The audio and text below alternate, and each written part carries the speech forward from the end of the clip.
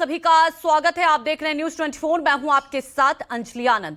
Bulletin की शुरुआत करते हैं इस वक्त महाराष्ट्र की चुनावी और सियासत से जुड़ी सबसे बड़ी खबर के साथ। फडणवीस का सीएम बनना फाइनल। सूत्रों के हवाले से बड़ी खबर आपको बता दें कि पर्दा हट चुका है। सस्पेंस जो बरकरार था कि अब फडणवीस का सीएम बनना लगभग तय। गृह विभाग फडणवीस के पास ही रहेगा। कल सुबह बीजेपी विधायक दल की बैठक होगी। आपको बता दें कि शिंदे डिप्टी सीएम बनने को तैयार हो चुके हैं। सूत्रों से यह बड़ी खबर आ रही है। 20 से 22 बीजेपी के मंत्री बनेंगे और 12 से 14 शिंदे गुट के मंत्री बनेंगे, जबकि 8 से 10 अजित गुट के मंत्री बनेंगे। सूत्रों के हवाले से बड़ी खबर आपको बता रहे हैं। बड़ा अपडेट ये आ रहा है कि 8 से 10 अजित गुट के मंत्री बनेंगे और शिंदे डिप्टी सीएम बनने को तैयार हैं। और पिछले कई दिनों से बैठकों का दौर चल रहा था, एक सस्पेंस बना हुआ था। सूत्रों के हवाले से बड़ी खबर ये आ रही है कि देवेंद्र फडणवीस ही होंगे महाराष्ट्र के सीएम। और दूसरी तरफ आपको यह भी बता दें कि गृह मंत्रालय, जिसे लेकर लगातार एक कहीं ना कहीं पेच फंसा हुआ था, वो लगभग तय हो चुका है कि गृह मंत्रालय जो रहेगा वो देवेंद्र फडणवीस के पास ही रहेगा, यानी कि बीजेपी के पास ही रहेगा।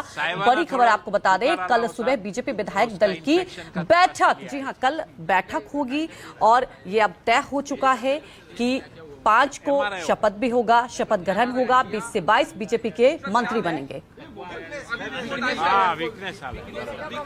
तमाम जानकारी के साथ हमारे सहयोगी कुमार गौरव भी हमारे साथ लाइव जुड़ चुके हैं और विनोद जगदाले भी हमारे साथ लाइव जुड़ चुके हैं। सबसे पहले कुमार गौरव, जानना ये चाहेंगे, एक प्रचंड जीत के बाद 11 दिन बीत चुके हैं, एक सस्पेंस बना हुआ था, सीएम के चेहरे को लेकर सस्पेंस लगभग खत्म हो चुका है। कुमार गौरव, जरा ये बताएं, अब ये सरकार का जो गठन होगा, क्या फॉर्मूला होगा?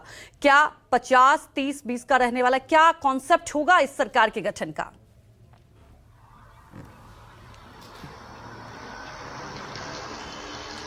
देखिए, बिल्कुल चुनाव के परिणाम आया, लंबा समय बीत गया और अभी तक शपथ ग्रहण नहीं हो पाया है, या आप यूं कहें कि सरकार के मंत्रियों का जो फॉर्मूला है या टॉप जो पोस्ट होते हैं वो किसके पास रहेगा, इस पर अभी भी संशय बरकरार है।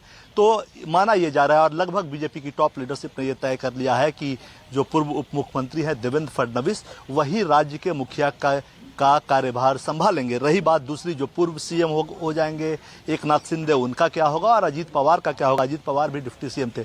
दोनों, बीजेपी ये मानकर चल रही है कि जो बातचीत हुई है उस आधार पर ये बीजेपी के सूत्र दावा कर रहे हैं कि दोनों डिप्टी सीएम बनने को तैयार हैं। हाँ, जो कंफ्यूजन की स्थिति है या जो आप देख रही हैं कि शिंदे खेमे से कुछ कहा जा रहा है, बीजेपी खेमे से कुछ कहा जा रहा है, अजीत खेमा चुपचाप शांत पड़ा हुआ है, तो उसके पीछे मंत्रालय, बड़ा मंत्रालय है, वो किसके पास रहेगा, कौन क्या चाहता है, ये एक मुश्किल की घड़ी है गठबंधन के सामने, इसमें कोई दो राय नहीं है। जहां तक बीजेपी का सवाल है, बीजेपी ने एक तरह से अपने सहयोगियों के सामने क्लियर कर दिया है कि मुख्यमंत्री की कुर्सी, गृह मंत्री की कुर्सी, राजस्व की कुर्सी और जो वित्त होता है, वित्त पे कंफ्यूजन है। वित्त तो हो सकता है कि दे दिया जाए किसी को, लेकिन अमूमन ये 4 मंत्रालय, बड़े मंत्रालय अपने पास रखे जाते हैं। लेकिन हाँ, अजीत पवार से वित्त मंत्रालय को लेकर बातचीत हुई है। हालांकि बीजेपी ने अभी तक कमिट नहीं किया है कि वो मंत्रालय उनको ही मिलेगा, लेकिन एक बात जरूर है, बीजेपी की टॉप लीडरशिप और जो सोर्सेज है वो बता रहे हैं कि अजीत पवार को वित्त मंत्रालय दिया जा सकता है या सहयोगी को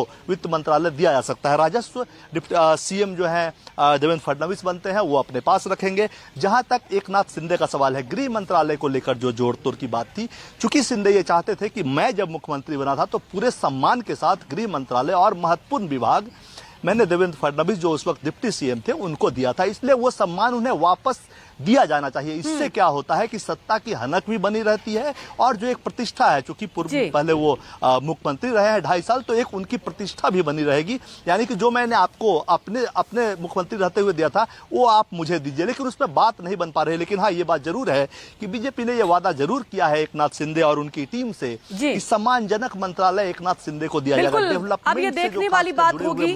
आप हमारे साथ बने रहिए कुमार गौरव।